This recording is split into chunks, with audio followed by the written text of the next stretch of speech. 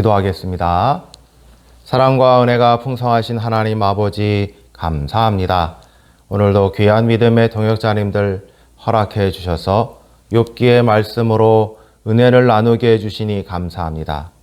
전하는 자 듣는 자 모두에게 성령 하나님께서 가득가득 임재하여 주셔서 이 말씀 듣고 깨닫고 은혜 받고 주의 뜻에 순종하게 하여 주시옵소서. 감사하오며 우리 주 예수 그리스도의 이름으로 기도 올리옵나이다. 아멘. 사랑하는 믿음의 동역자 여러분, 또 방송으로 함께 하시는 방송 가족 여러분, 추석 명절 연휴를 잘 보내셨나요? 오랜만에 긴 명절 연휴였습니다. 가족분들과 지인들과 만나셔서 아마 이런 얘기 저런 얘기 이야기꽃을 피우셨을 것이고, 또 어떤 분들은 여행을 가셨기도 하겠죠. 뭐 국내외라도, 혹은 뭐 그게 안 되면 가까운 뒷동산이라도, 아니면 가까운 공원에 가서 깊어가는 가을의 정취를 물씬 느끼셨을 줄로 압니다. 제가 욥기를 준비하면서 욥기에 관한 학문적인 지식도 중요하지만 그보다 더 중요하게 생각하는 것이 있다면 욥과 같은 고통 중에 있는 우리네 삶의 이야기입니다. 유튜브 짧은 동영상으로 봤는데 많은 형제로 13남매로 유명했던 한 연기자, 배우가 있는데요. 그분의 한 뭐라고 할까요? 가슴 아픈 가족사 얘기가 나오더라고요. 동생이 이틀 동안 연락이 되지 않아서 약간 싸한 마음이 들었대요. 그래서 집 앞에 경찰서로 가는데 그 연기자가 이렇게 그 당시의 마음을 표현하더라고요. 집 앞 경찰서가 있는데 가는 동안 4번이나 넘어졌습니다. 못 걷겠고 숨을 못 쉬겠더라고요. 결국 그 동생분은 안타깝게 참 그랬습니다. 그러니까 싸늘해져 버려서 세상을 등져버린 채로 볼 수 있었다고 합니다. 사랑하고 존경하는 믿음의 동역자 여러분, 이런 고난이 오면 참 마음이 아파오고 마음이 쓰려오고 뭐라고 말할 수 없을 그런 마음이 되지요. 마음이 터져버릴 것 같고 심장이 저려서 계속 떨리는 것 같고 눈물이 멈추지 않고 화가 머리끝까지 나서 소리를 지르고 싶을 때 우리 동역자님들은 어떻게 하시나요? 이런 마음 있잖아요. 이럴 때일수록 울지 말고 끝까지 참고 견뎌야 되는데 지금 울어버리면, 눈물을 한 방울 흘려버리면 마음이, 내가 간신히 버텨왔던 내 정신이 무너져 내릴 것 같은데, 여러분, 그런 순간에 우리 어떻게 할까요? 그때 욥기 3장은 우리에게 이렇게 말씀합니다. 울어라, 소리를 지르라, 아파하라, 무너져 내리라, 우리의 마음을 쏟아놓으라. 지금 울고 있고 소리를 지르고 있고 아파하면서 무너져 내리고 있는 욥에게 한번 가봅시다. 욥기 3장 1절서부터 10절은 욥이 자신의 생일을 저주하고 있습니다. 3, 4절, 오늘날의 의미를 더 잘 살려서 번역한 현대인의 성경은 이렇게 번역을 합니다. 내가 태어난 날이여 저주를 받아라. 내가 임신되던 그 밤도 저주를 받아라.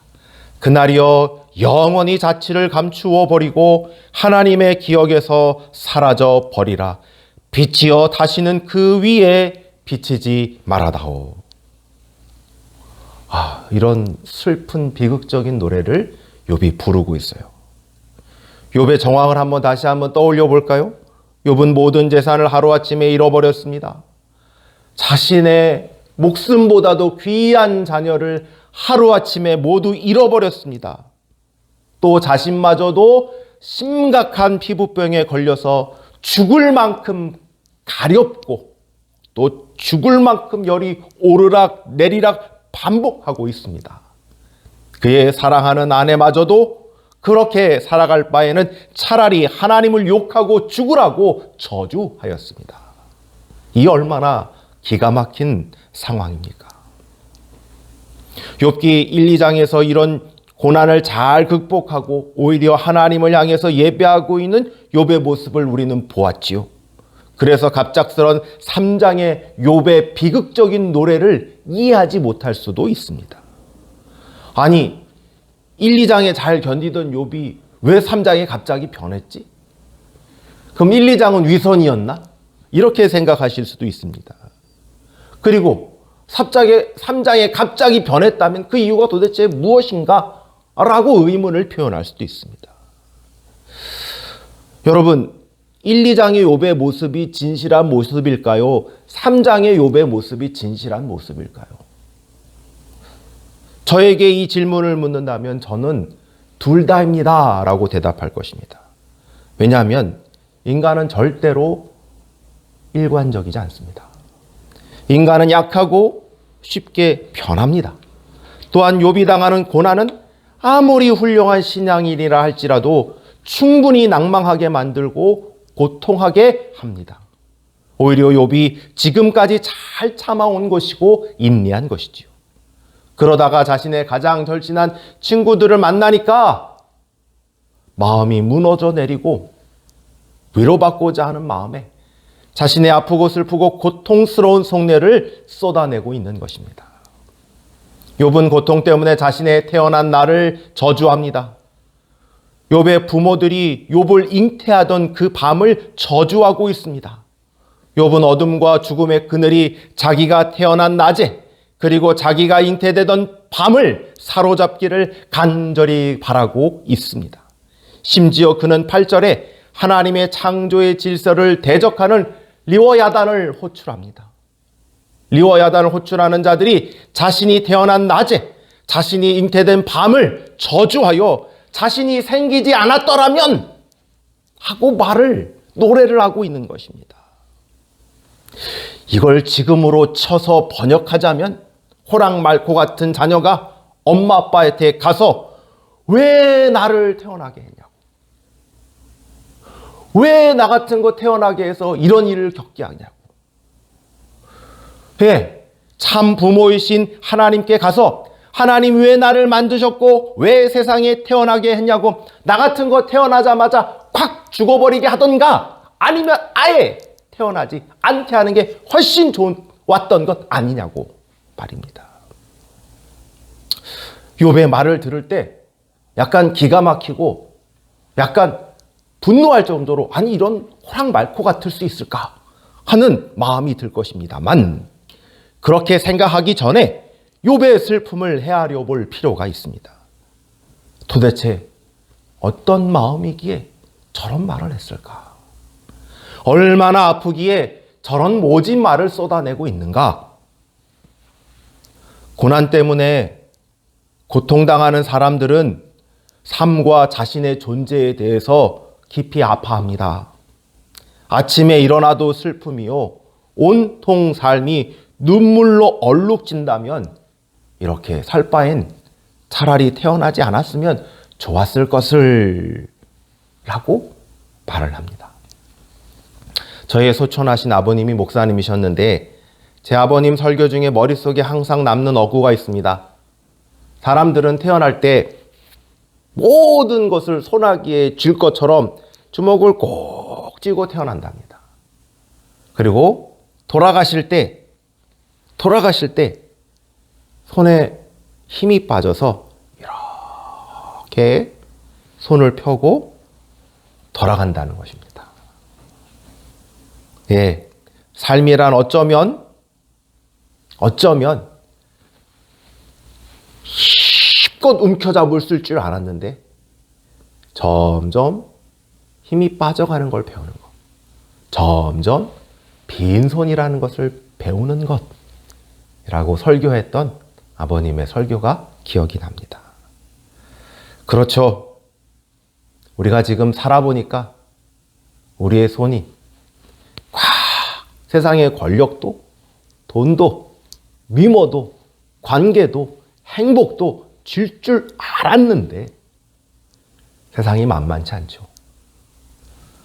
점점 힘이 빠지고 압도적인 세상에, 압도적인 권력에, 압도적인 굶주림과 배고픔에 인생은 그저 속절없을 뿐이요. 그저 손을 펴서 항복입니다. 이런 것을 배우는 과정에 불과하지요.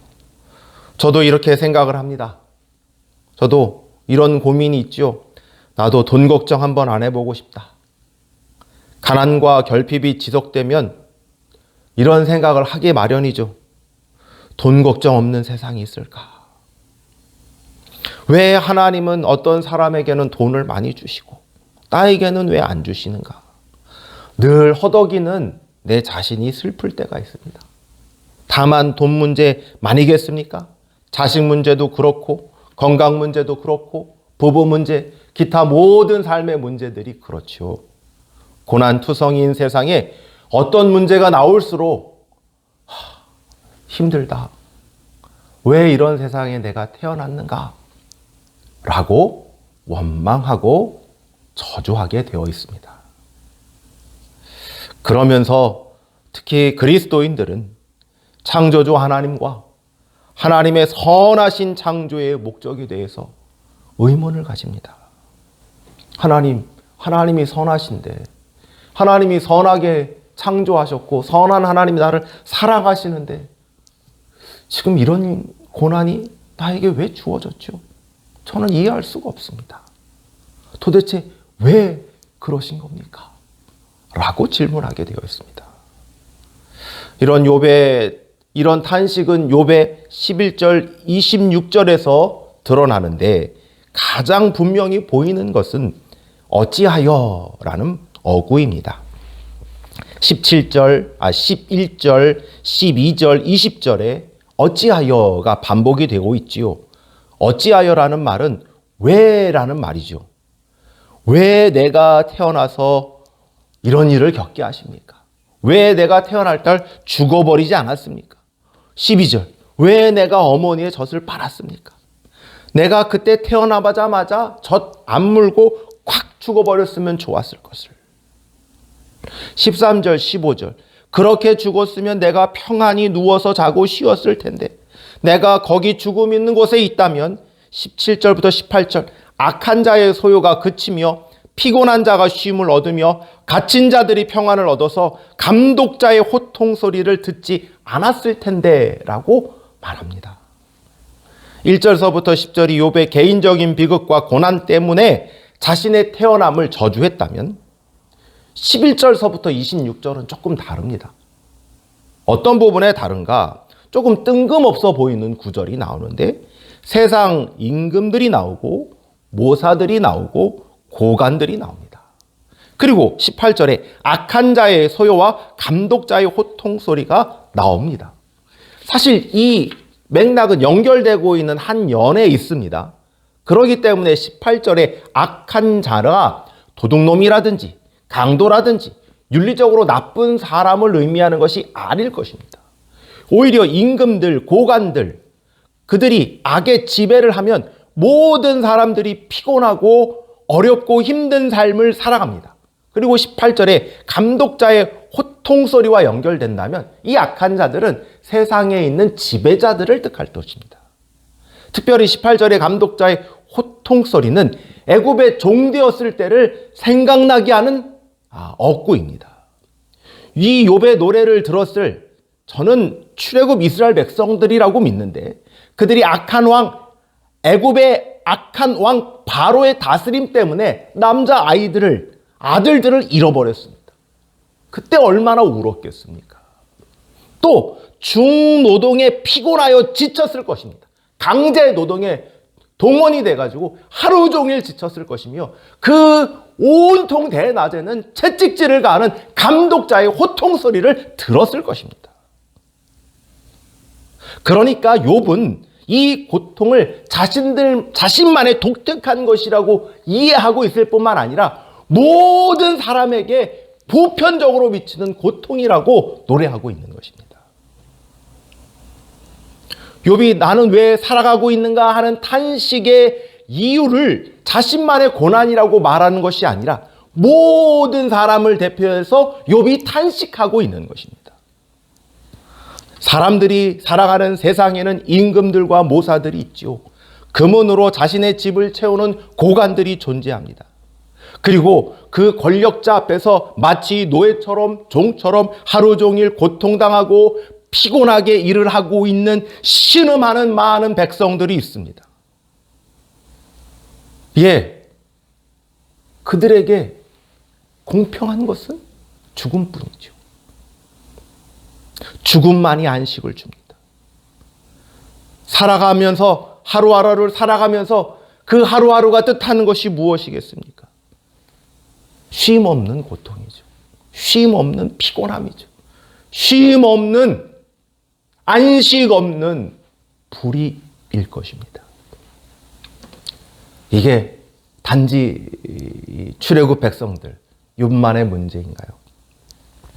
월요일서부터 금요일까지를 한번 생각해 보시죠. 김대리, 이과장, 박부장의 혹독한 잔소리, 갑질 소리 우리 듣고 있지 않습니까? 왜 사람들이 금요일을 바랍니까? 왜 사람들이 산으로 들러 나가고 싶어 합니까? 우리가 열심히 일을 해서 월급을 받습니다. 근데 그 월급 보면 통장에 숫자만 남기고 싹 사라져 버립니다. 집을 사신 분들은 최근에 대출 이자로 엄청 나가죠. 중고등부 학생 자녀들을 두신 분들이라면 이게 이 아이들 학원비로 다 나가죠. 또 요즘같이 물가가 높은 시대에 그리고 여러 가지 어려운 시대에 손에 쥐는 건 아무것도 없어요. 요즘 말로 뭐라고 하냐면 내가 열심히 일해가지고 일주일 정말 힘들게 일했는데 내 손에 쥐는 건 하나도 없고 은행 대출이자 갚다가 끝나겠다. 내가 금융노예인 것 같다. 라는 말을 하지 않습니까? 그렇죠. 이런 거 다 나가면 열심히 일한 하루가 숫자에 불과하고 그 숫자도 다 빠져나가고 나면 덩그러니 거울 앞에 남겨져 있는 것은 삶의 시간을 잃은 늙고 힘없는 자기 자신만을 발견할 뿐입니다. 그래서 이렇게 탄식하는 것이죠. 사랑하고 존경하는 믿음의 동역자 여러분, 우리가 고난 가운데 살면서 깊은 탄식을 할 때가 있지요. 우리가 살아가는 세상이 우리의 힘으로 어떻게 해볼 수 없을 때가 있습니다. 우리가 살아가는 세상은 공평하지 않고 정의롭지 않고 즐겁지 않고 늘 노예처럼 쉼 없이 우리 무릎 연골이 닳아 없어질 때까지 피곤하고 지치게 일하지만 남는 것이 아무것도 없습니다. 내일의 삶에 안식이 있을 거라는 담보가 없다는 말입니다. 단지 내일도 피곤한 월요일일 뿐이지요. 이 땅의 지도자들 한번 생각해 볼까요? 세상의 권력자들, 정치인들, 또 사장님, 대기업, 부자들, 높은 지위에 있는 사람들 절대로 선하지 않습니다. 그들은 우리를 총알바지로 내세워서 자신을 지키고자 할 뿐이고 이런 세상 속에 살아가면서 피곤하고 지치고 만신차이가 될 때까지 우리를 이용할 뿐입니다. 그 속에서 살아가다 보면 이제 그만하고 싶다. 차라리 죽으면 편한 것 아닌가 하는 욥의 마음이 드는 것이죠. 욥은 감히 하나님 앞에서 죽음을 구합니다. 그게 21절, 22절입니다. 현대인의 번역으로 이 구절을 읽으면 다음과 같습니다. 이런 자들은 죽기를 기다리고 감추인 보화를 찾는 것보다 더 간절히 죽음을 찾아도 그것이 오지 않는구나. 이들은 죽어서 땅속에 묻혀야만 행복한 사람들이 아닌가. 참으로 불경스럽고 도발적인 언사가 아닙니까? 그러나 욥만이 이랬을까요? 엘리야 선지자도 마찬가지였습니다. 하나님 앞에 죽기를 구하였습니다. 열왕기 상 19장 4절입니다. 스스로 광야에 들어가 하루길쯤 행하고 한 로뎀나무 아래 앉아서 죽기를 구하여 가로되 여호와여 넉넉하오니 지금 내 생명을 취하옵소서. 나는 내 열조보다 낫지 못하나이다. 사랑하고 존경하는 믿음의 동역자 여러분, 욥이나 엘리야 선지자를 다만 불경스러운 원망의 불평자라고만 할 수 있을까요? 우리도 역시 나 죽고 싶어요, 나 죽고 싶어요 외치고 있지 않습니까? 그런데 그 말 뒤에 나 죽고 싶어요 란 말 뒤에 뭐가 있나요? 그 소리 뒤에 나 정말 살고 싶어요. 그 마음에 비명이 숨어 있는 것 아닌가요? 욥은 저주와 탄식의 노래를 불렀습니다. 그리고 11절서부터 26절 하나님께 이렇게 물은 셈입니다. 하나님 왜 절 태어나게 하셨습니까? 왜 절 태어나게 하셔서 이런 꼴을 당하게 하셨습니까? 왜 이런 모진 모습들을 보게 하셨습니까? 왜 아픔과 생명이 공존합니까? 왜 불의와 정의가 공존하여 주인과 노예가 있어서 갇히고 피곤한 삶을 살게 하십니까? 왜 세상을 만드셨는데 세상엔 선만 있는 것이 아니라 악이 있습니까? 왜 세상에는 기쁨과 감사와 행복이 있는 것이 아니라 신음과 고통도 있습니까? 그리고 26절에 이렇게 결론을 내리죠. 나에게는 평온도 없고 안일도 없고 휴식도 없고 다만 불안만 있구나. 여러분이 하나님이라면 어떻게 대답하시겠습니까? 사실 이 대답이 욥기 42장까지 하나님께서 대답하고 있는 거라고 볼 수 있습니다. 하나님은 고난으로 욥을 무너져 내리게 하셨습니다. 하나님은 욥이 비명을 지르게 하셨습니다. 하나님은 욥이 원망하게 하셨습니다. 욥이 가지고 있었던 세상, 욥이 보았던 세계를 파괴하셨습니다. 세상은 더 이상 욥이 보았던 이전의 세상일 수 없습니다. 선인이 복을 받고 악인이 벌을 받는 곳이 아니게 되었습니다. 세상은 더 이상 단순한 곳이 아닙니다. 세상은 착한 사람들이 상을 받아 잘 먹고 잘 사는 곳이 아니고 안타깝게도 나쁜 사람들이 고관이 되고 임금이 되고 부자가 되어 많은 선한 백성들을 악하게 다스려 착취하는 고통뿐인 곳, 쉼이 없는 곳이 되어버렸습니다. 그 속에서 사람들은 아무 이유가 없이 고통당하고 착취당하고 있습니다. 세상은 동화 속의 동산이 아닙니다. 이스라엘 백성을 한번 생각해 보십시오. 출애굽기 당시의 이스라엘 백성들, 그 깐난쟁이 아이들 말입니다. 그 아이들은 무슨 죄가 있어서 애굽의 병사에게 죽음을 당하여만 했을까요? 그들은 무슨 죄가 있어서 강제 노역을 해야 했던 것입니까? 하나님 도대체 어디에 계신 것이죠? 왜 그들을 구원하지 않습니까? 왜 그들의 삶은 피로와 고통으로 점철되어야만 했습니까? 이런 세계를 만날 때 보통 종교들은 인간의 이성과 경험의 한계 속에서 일정한 세계관을 형성합니다. 그것이 바로 인과응보, 권선징악의 세계입니다. 너희가 고난을 받는 이유는 잘못했으니까, 성실하지 못하니까, 게으르니까, 불순종하니까, 배우지 못했으니까 라고 대답을 하지요. 우리가 무당에게 가서 묻는다면 이런 대답을 들을 수도 있습니다. 조상신이 노했어. 묘를 잘못 썼어. 조상신이 편안하지 못해서. 이름에 불의 기운이 있어가지고 물의 기운하고 만나가지고 상성이 안 좋아. 이 사람하고 결혼하면 안 됐는데 결혼을 해가지고 이런 일이 있었던 거야. 푸닥거리를 해서 조상신을 달래야 해 라고 아마 했을 겁니다. 이게 그런 세계관에서 나온 거거든요. 사실 교회 다니는 일부 그리스도인들에게도 몇몇 암묵적인 룰이 있습니다. 주일 예배를 잘 참석하고 열심히 예배하고 40일 동안 특별 새벽 기도 드리면 11조를 잘 드리면 소그룹 리더 집사님 권사님 장로님으로 열심히 교회를 섬기면 복을 받아 부자가 되고 사업이 대박나고 승진하고 건강해지고 자녀들이 좋은 대학에 가. 지금 너가 고난을 받는 이유는 이런 거 안 해서 그런 거예요. 이게 인과응보, 권선징악의 기독교 버전인 거죠. 그러나 인생이 어디 그렇습니까? 아무런 이유가 없이 갑작스럽게 고난이 와서 사업이 부도가 나기도 하고요. 사기를 당하기도 하고요. 자연재해를 당하기도 하고요. 교통사고를 당하기도 하고요. 자녀들이 마음대로 안 되죠. 아무리 잘 양육해도 자녀들 엇나가기 시작하면 그냥 엇나가는 겁니다. 가출하기도 하고요. 갑자기 잘 사는 줄 알았는데 배우자가 이혼을 요구하기도 하고요. 건강이 갑자기 안 좋아지기도 하고요. 우리 이럴 때 하나님께 도대체 왜요? 왜 저에게 이런 고통을 주시나요? 라고 묻습니다.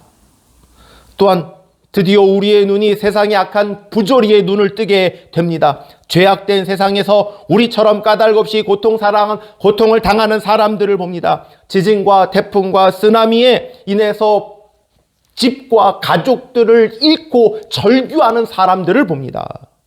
과거 일본 제국의 만행으로 인하여 성착취를 당한 여성들의 절규를 듣게 됩니다. 대기업의 횡포에 의뢰 위치에서 이용당하고 신음하는 노동자들과 하청 기업을 봅니다. 세상은 어느 곳에서나 검은 커넥션이 존재합니다. 우리를 포함한 많은 이들은 그 속에서 지치고 고나여 노예와 같은 삶을 살아가면서 원망하며 저주하며 죽고 싶다 탄식하곤 합니다. 사랑하고 존경하는 믿음의 동역자 여러분, 함께하고 있는 방송가족 여러분, 남자인 저는 우는 것을 지는 것으로 배워왔습니다. 눈물을 속으로 삼키는 것이 어른스럽다고 배웠습니다. 슬픔과 눈물은 피해야 할 어떤 것으로 생각했습니다. 슬퍼하지 않으려고 합니다. 단지 마음을 강해져야 해. 단지 열심히 살아야 돼. 어려운 일이 생길수록 더 열심히 기도하고 소리쳐 찬양 부르고 회개하고 하나님 앞에 복을 구하면 돼. 이렇게 단순히 인과응보식으로 세상을 우리의 손 안에서만 인식하려고 해왔습니다. 근데요, 운다는 것은요, 세상이 우리를 넘어서는 것입니다. 운다는 것은요, 내가 어디로 가야 될지 모르는 것입니다. 운다는 것은요, 내가 세상을 건지는 자가 아니라 내가 건짐을 받아야 되는 자, 구원을 받아야 되는 자라는 것을 인정하는 것입니다. 사랑하는 동역자 여러분, 세상은 여전히 우리에게 이렇게 말하죠. 눈물을 감추고 강해지고 마치 무엇인가를 다 하는 무소의 뿔처럼 혼자서 가라고 말입니다. 그런데 욥은 이렇게 가르칩니다. 울어도 돼. 아니, 울어야만 해. 마치 어린 아기처럼 우리는 아무것도 할 수 없는 존재야. 어린 아기처럼 세상에 던져진 존재야. 여러분, 어린 모세를 한번 생각해 볼까요? 여러분, 모세가 이 3개월 동안 숨기다가 숨기지 못하겠구나 해가지고 역청에다 바구니 역청을 발라가지고 엄마가 요게벳이 모세를 이렇게 앉혀놓고 나일강에 떠보내잖아요. 여러분, 이게 위험천만한 장면 아닙니까? 욥이 이 모세가 어땠을까요? 아기가 뭐 제대로 알았겠습니까만 분위기 딱 보면 알지 않습니까? 이게 큰일 났구나. 예? 출렁출렁거리고 물이 넘실넘실거리고 나 죽게 되었구나. 이거 무슨 일 난 거야 하면서 으아 소리를 질러서 울지 않았겠습니까? 살려주세요. 나 죽어요. 나 여기 있어요. 으아 하면서 말도 못한 채 울지 않았겠습니까? 대문호 괴테의 말처럼 눈물 젖은 빵을 먹지 않는 자는 인생의 참 의미를 알지 못한다는 말처럼 눈물 젖은 빵은 우리의 인생을 알게 합니다. 인생의 연약함을 알게 하고 인생의 고통을 알게 하고 결핍을 알게 하고 또 우리가 구원을 받아야 한다는 것을 알게 합니다. 예, 우리는 계속해서 눈물 젖은 빵을 먹을 것입니다. 그런데 그거 생각해 보셨습니까? 하나님이 우리의 빵을 주시는 분이라는 것. 우리의 눈물은 하나님이 세상을 보게 하는 방식이라는 것. 여러분, 분명히 아기 모세는 그 바구니 속에서 울어댔죠. 근데 그 바구니야말로 하나님이 그를 건져내시는, 그 울음소리야말로 하나님이 그를 건지시는 구원의 방식이었다는 사실입니다. 그 역사의 손길을 통해서 모세가 건짐받은 것처럼 우리도 우리의 외침과 비명을 통해서 우리를 살리실 것입니다. 말씀을 맺고자 합니다. 우리는 고난 중에 있습니다. 눈물을 흘릴 것입니다. 신음을 삼킬 것입니다. 그러나 주님은 우리를 구원하셨습니다. 우리를 건지셨습니다. 우리의 작은 신함에도 응답하시는 우리 주님이십니다. 그 주님을 신뢰하시고 고통하시고 눈물을 흘리시고 주님께 외치시는 주소망교회 믿음의 동역자님들, 또 방송가족 여러분 다 되어지기를 주님의 이름으로 축복합니다. 기도하겠습니다. 사랑과 은혜가 풍성하신 하나님, 감사합니다. 귀한 은혜의 말씀을 우리에게 주셔서 감사합니다. 이 말씀처럼 주여 욥처럼 고통하고 신음한다 할지라도 주여 온전히 그 속에서 세상을 보고 우리의 연약함을 알고 주의 은혜를 알게 하여 주시고 주의 건지심을 기대하게 하여 주시고 주의 역사를 기대하는 모든 믿음의 동역자님들 다 되게 하여 주시옵소서. 감사하오며 우리 주 예수 그리스도의 이름으로 기도 올리옵나이다. 아멘.